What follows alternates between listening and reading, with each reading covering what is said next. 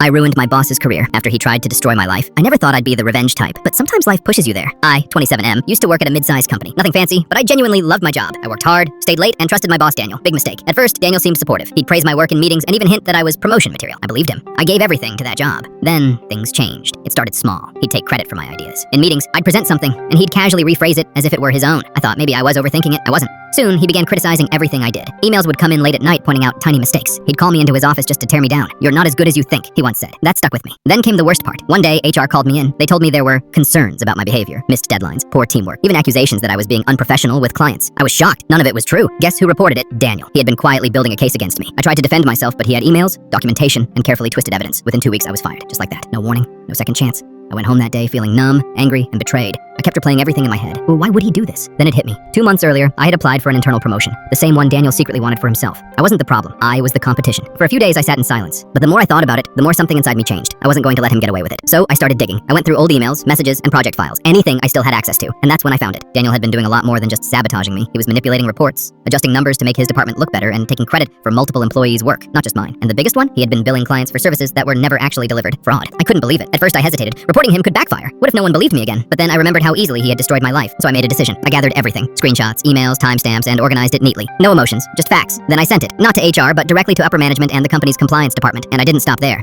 The company had an anonymous ethics hotline. I used that too. A week passed, nothing. But then suddenly, everything exploded. Daniel was pulled into an internal investigation. People started whispering. Meetings were canceled. The entire office atmosphere changed. 2 weeks later, I got a call from an old coworker. "Dude, Daniel's gone. Fired." Not just fired, blacklisted in the industry. It turned out that my evidence wasn't the only factor. Once the investigation started, others came forward too. People he had bullied, manipulated, or taken advantage of. It all collapsed on him at once. And me? A month later, the same company reached out. They apologized. Apparently, they realized I had been wrongfully terminated. They even offered me my job back, with compensation. I said no, because by then, I'd already found a better job, with better people. But I won't lie. The moment I heard Daniel got exposed, that felt like justice. Not revenge, justice.